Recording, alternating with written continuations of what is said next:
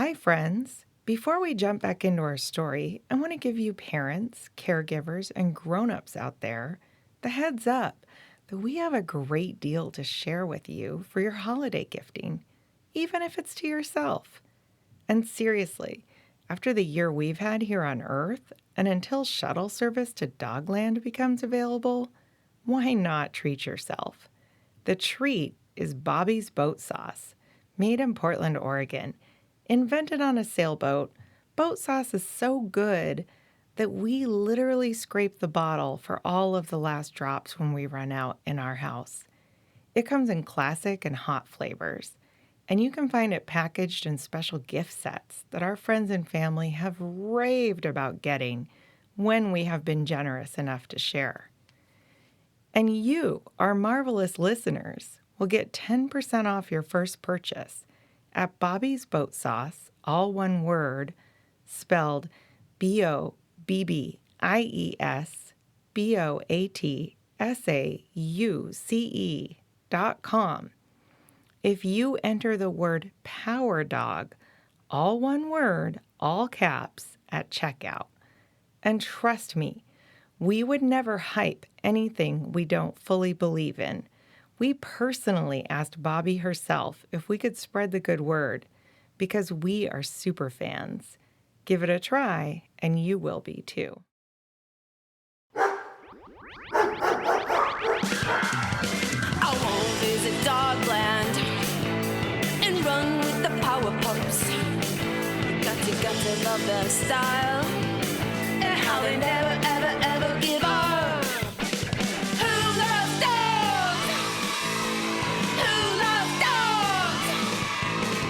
Rise to any challenge, and no one here is average. We are the Power Pups. You know we'll ever, ever, ever give up. Dogs, dogs, you love dogs. Dogs, dogs, you love dogs.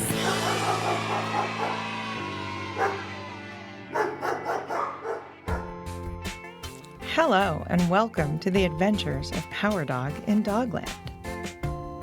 Hello, friends, and thank you for tuning in for episode 7 of season 1 of our story. Okay, do y'all remember where we were in our story when we last left off? Power Dog had just been reunited with his big brother, Fetcher, which was very comforting. Fetcher had just saved countless lives by acting as a kind of early warning system to the inhabitants of Hawoofie and Meowie when the nearby volcano had erupted, spewing hot lava, ash, and flying embers and sparks everywhere. And this volcanic eruption couldn't have come at a worse time, because as you may remember, the dogs were already on a quest to find their mysteriously missing loved ones. Tuffy's twin sister Taffy, and their favorite dog college coach, TikTok Bunny. And as far as we know, and TikTok Bunny and Taffy know, they were in quite a pickle, or conundrum, or a really confusing situation in a strange cave. Taffy woke up, disoriented, again. Whoa. Did I fall asleep? She yawned and wondered out loud and looked around in utter bewilderment. TikTok Bunny was sitting next to her, cross-legged, watching over her and the creature, who was still passed out and breathing deeply. "It's okay, Taffy," said TikTok. "I took the first watch and you needed the rest." Taffy smiled appreciatively. She did need the rest, but still, kind of a strange time to doze off. They'd been watching the creature and waiting for them to wake up and do anything at all. The creature was blocking the only entrance to or exit from the cave. TikTok and Taffy had thoroughly checked out the cave once the creature's cool orb torch thingy had brought some good light. The two had investigated every corner and bit of this cave, all while keeping at least one eye on the slumbering creature in the entrance. they found that the cave was pretty large, and the wall surfaces were lined with silvery, iridescent, metallic rock.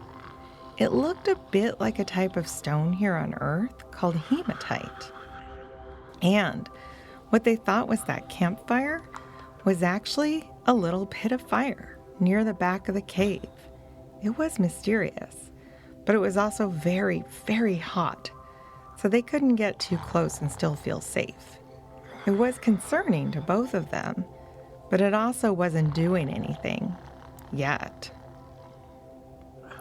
So both of them felt a greater urgency around figuring out how to sneak past the slumbering giant creature blocking the entrance.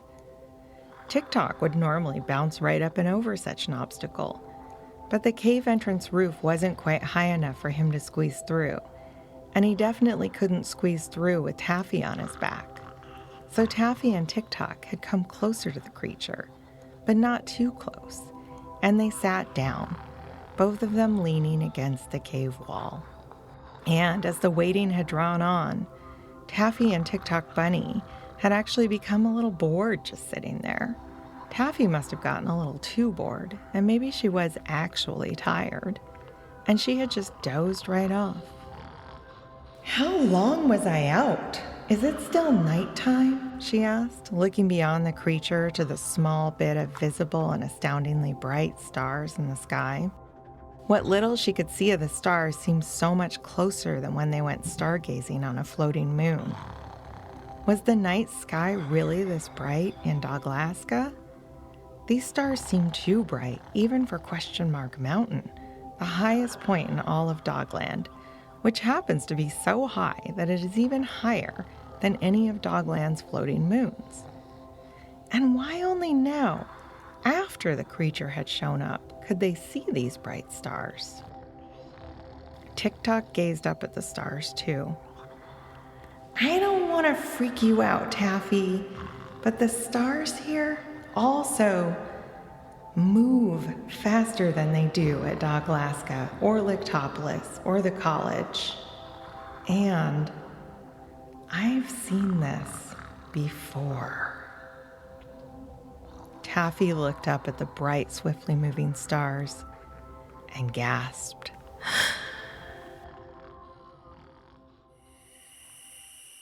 Meanwhile, Power Dog woke up to find himself curled up with his big brother Fetcher and his beloved first cousin and very best friend Tuffy. It was dark as dark could be, and the bed was cozy as could be, but neither of these things could keep an excited Power Dog asleep. Do you remember the middle of the night cloud-running antics Power Dog, Tuffy, and Taffy had gotten up to in the beginning of our story? Well, Power Dog was often quite the night owl. Something about the quiet of night made him feel invigorated or extra alive and aware. His parents often marveled at what a night owl he was, and there is a scientific term for this. It's called nocturnal. It means active at night. Power Dog got up very slowly and very quietly, as to not disturb his still snoozing cousin and brother, and he wandered over to the window. He was hoping for a good spot to watch from. He didn't know what, but he was hoping to just watch anything that might be going on in this unfamiliar place. But all he could see out this window in the dark were beautiful flowers and other plants. They must be master gardeners here, he thought, and that made him think of and long for TikTok Bunny and then Taffy. So much had happened the day before. It was hard to wrap his mind around it. He knew there'd be much to do next, but what that would be was such a mystery, and he wanted to see his parents now. His super hearing powers allowed him to hear what he could not see, the scurrying of many, many feet. Curiosity got the better of him, and he quietly slipped on Fetcher's dark cape and snuck out the door without making a peep. Power Dog was good at sneaking around at night. It's great to have superpowers, but his attention to being as stealthy as possible, making moves without making sounds, was an art form and a talent he worked hard to perfect. Having great stealth also paired well with his excellent memory as he wandered back along the paths, darting quickly and noiselessly into large hostas and bushes to hide as needed so that no one would see him. He saw many fennecs moving around quickly, and in the distance, he saw very, very tiny fennecs with smaller ears darting in and out of the shadows. He had no idea whether or not the fennecs were nocturnal by nature, or if all of this activity was because of the volcano. He was headed back to the Great Hall of the Order of the Phoenix to get some answers. And as he padded quietly along, the only thing that he missed was the row of boats that had arrived from Hawaii, filled with farmer dogs bringing food straight to the Phoenix, a first in known dogland history. Not only were the Phoenix about to host all these farmers, but an ever-growing group of Dogland's best scientists had also been arriving at the island, coming in 1s, 2s, and 3s, all throughout the night and from all over the planet. This was indeed Dogland's greatest emergency in anyone's memory. Power Dog circled the Great Hall until he found a window with a nice hedge below. Fetcher's dark cape and the hedge would work well to conceal him, so he quietly hovered up until he found a good spot to watch from while remaining hidden.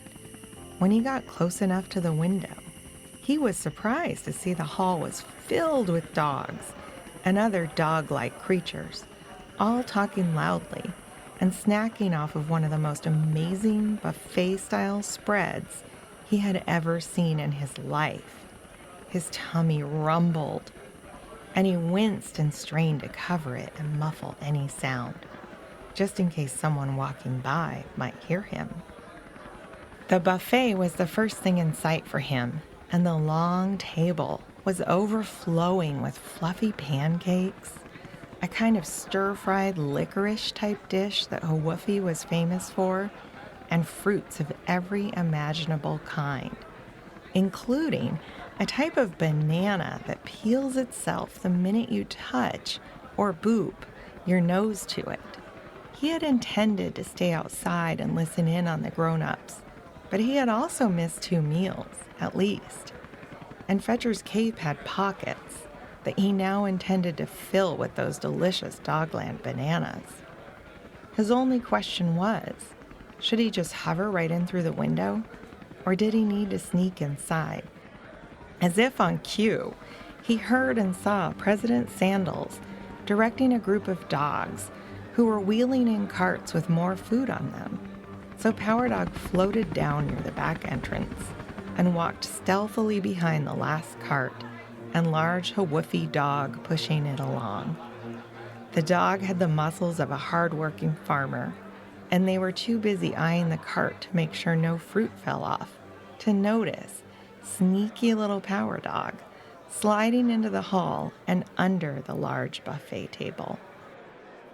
As he was liberating Dogland bananas from the table, stealthily of course, he heard his mother from the other side of the hall, and she was yelling. "Absolutely not!" he heard her bark, and then the entire hall quieted down a little as all eyes turned to her. "There has to be a safer way," Mom Slice said loudly, reeling it back in just a bit. Power Dog could not see through this big crowd to see exactly who she was yelling at. He did see Condro and President Sandals join Dr. Leonard in the center of the room where Fetcher had been earlier that night. The crowd settled down, and all eyes were on Dr. Leonard, Condro, and President Sandals. Despite the large crowd, Condro still spoke softly, and everyone in the hall hushed even further and leaned in to hear. Luckily for Power Dog, he could hear everything clear as could be with his super hearing, as long as he just leaned out from under the table a little bit more. As stunning as it has been To witness a volcanic eruption so close to our home, it was perhaps even more alarming that a strange being appeared and then disappeared right over Lictopolis and on its college moon. Condro nodded to President Sandals, who barked, "Yes, indeed, a strange being that we have no record of ever seeing before appeared at the College of the Dog Arts, did much damage to the structures and gardens there, and then abducted 2 Dogland residents, disappearing in a strange weather event, the likes of which we have never seen before."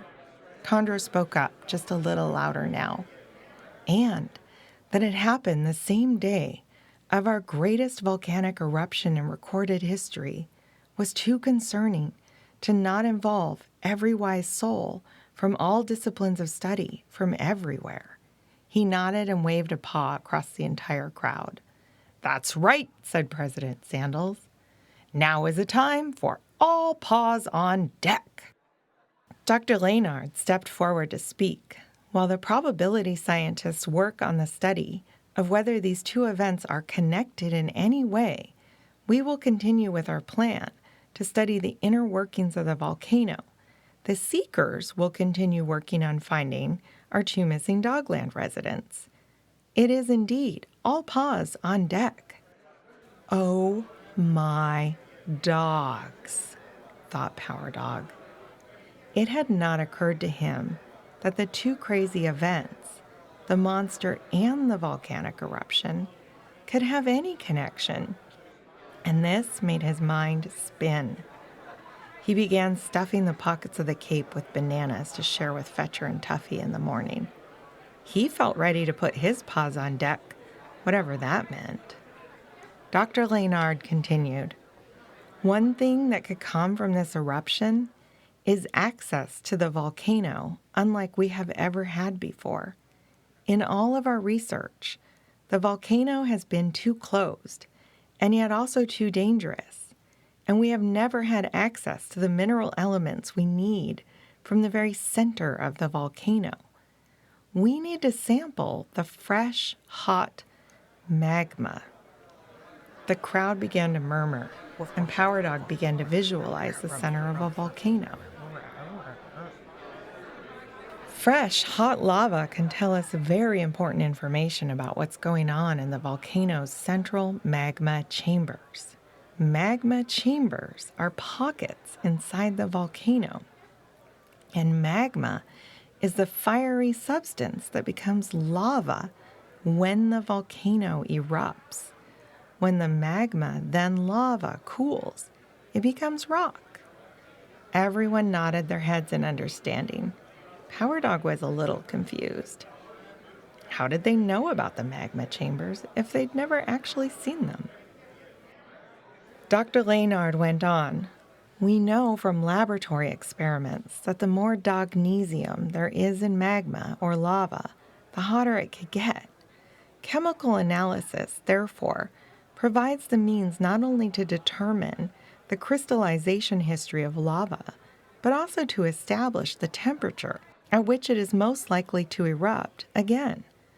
We may even be able to figure out how much lava and how far the lava may travel in any future eruptions."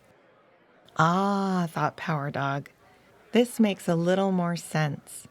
He'd never really given volcanoes very much thought, but now he could see that volcanoes are very interesting and complicated, as well as scary. Dr. Laynard went over to the table to fetch something shiny. "Our scientists have created these vessels that can help us collect fresh, hot lava." Dr. Laynard held up a large, shining silver chalice, which is a cup with a kind of foot or long handle. It also had a long, shiny cable attached to it. The vessel and the cable looked like they were made out of a smooth, black metal with a silver shine to it. Power Dog had never seen anything quite like it. It looked a lot like that smooth, dark stone here on Earth I mentioned earlier, called hematite. But unlike here on Earth, it is not abundant on Dogland. That means it is rare and precious to them. Mom Slice spoke up again. We need to survey Hawaii to see if lava is flowing anywhere openly. We are not sending my son into the heart of an active volcano. The bits of a third massive Dogland banana fell out of Power Dog's open mouth onto the floor beneath him as his jaw fell open in shock. Dr. Leonard set down the chalice next to a pile of shiny suits that looked like metallic wetsuits and came to stand next to Mom Slice. Dogwing spoke up. Of course, we will continue to work through the night to plan all possible scenarios, and we will look for a safer way to collect magma. Just because Power Dog has heat resistance doesn't mean he needs to go to the hottest place on all of Dogland and risk his life. Mom Slice nodded and eased her shoulders a bit. At this, all of the dogs in the hall broke into smaller groups and began arguing the finer points of their areas of expertise. Power Dog watched them all for a bit, and then he slowly snuck around the outer edges of the hall. As he slid out the other back entrance, the bananas were not the only thing he'd stolen and stashed in Fetcher's cape.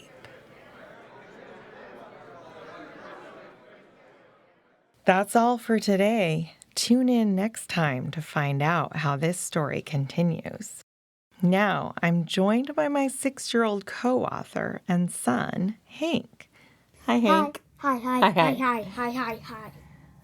Hank, in this latest part of the story, we heard about how Dogland scientists want to achieve their first ever lava sampling. Do you remember what volcano scientists are called? Volcanologists and geologists? Geologists, very good. Volcanologists and geologists. Yeah, it means volcanonologists. Oh, hey, that is our senior kitty. What's his name? Roger. And Cheese. And Yeah. Cheese. Yeah. We've been enjoying calling him Cheese lately. Cheese. Oh, cheese. Come here, Cheese. Come here, mac and cheese. Mac and Cheese is what we think might be his real name. Hank, are you ready for a dog joke? Yeah. How did the little Scotty dog react when he met the Loch Ness Monster? What? He was terrified.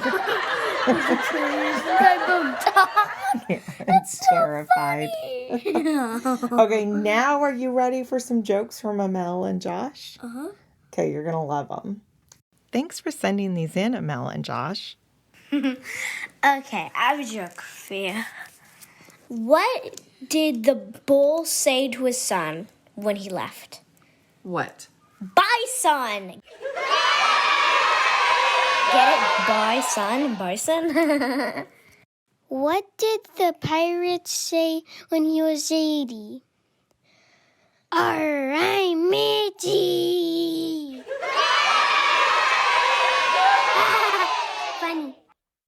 Thank you, listeners, for tuning in, and thank you, friends, for sending us the super fun and funny jokes.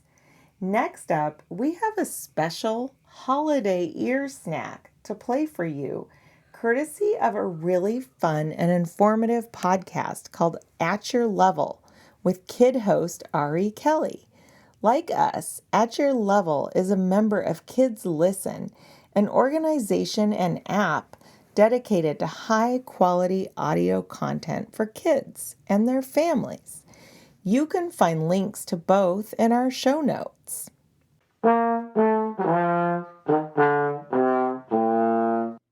Does that song sound familiar? We swapped out our usual trombone transitions with holiday ones, because the Winter Holidays episode of At Your Level is filled with ways you can play along, like by naming all the songs you hear.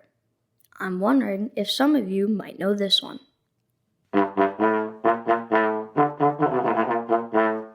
Hey, Ari! Yes, Father? I think you know what time it is. Time to suffer? Time for some great dad jokes. So that's a yes then. I heard you talked about Hanukkah and Kwanzaa and that this will be the New Year's portion. Oh, you're gonna drop the ball? Did you hear about the guy who started fixing breakfast at midnight on December 31st? Sadly, I have not.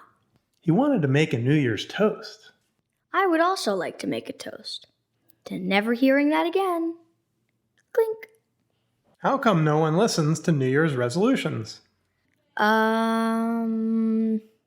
They go in one year and out the other. Oh, boy. What was the caterpillar's New Year's resolution? I'm drawing a blank. To turn over a new leaf.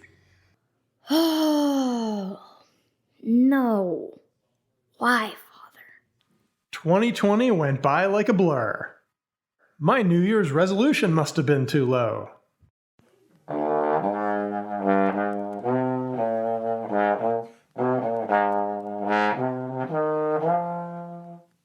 I don't know if it's the jokes or the delivery, but Bad Dad is one of my favorite segments. Another one is musician or food. We play it on both the food episode and the music one. And the best part is not even a segment at all. It's the fact that kids join me. You can too. I hope you check out At Your Level.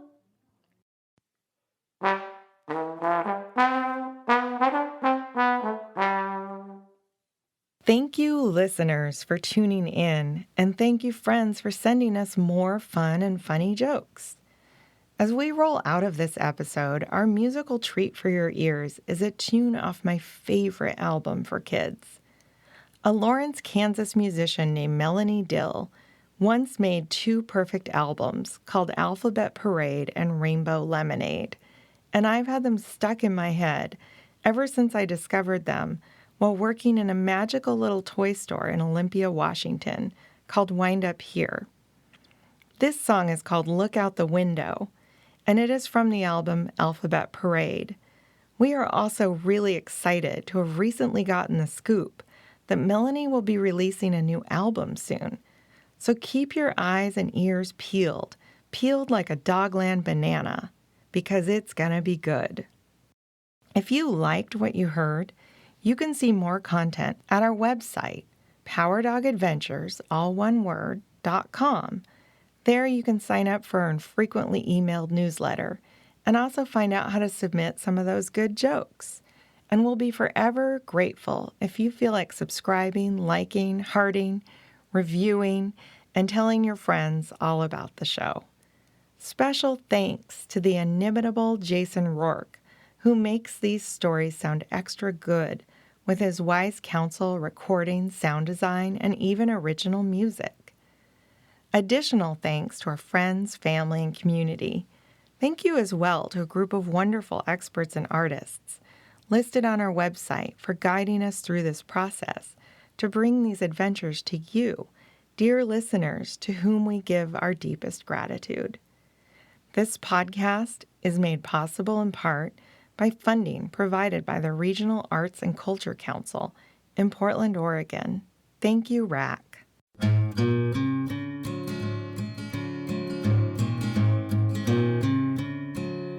Look out the window and see what you can see.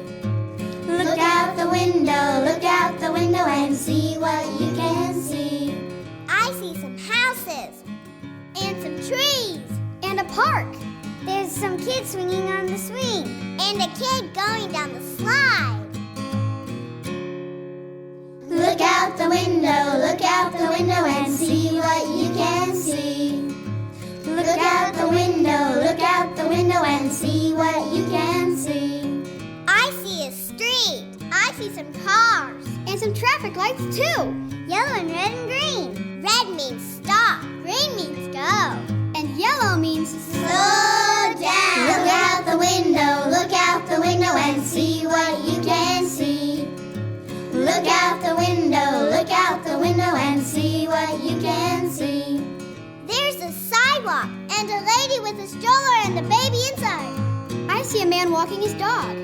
They're waiting for the walk sign. And they're walking across the street. Look out the window and see what you can see. Look out the window and see what you can see. There's a taxi cab and a bus. Look, a fire engine. The cars are getting out of the way. Uh-oh, a traffic jam. Look out the window and see what you can see. Look out the window and see what you can see. Do you see all those people way down in the middle of the street? Yeah, I hear some music too. It looks like a parade! Is there a tardigrade in the house? That's even better.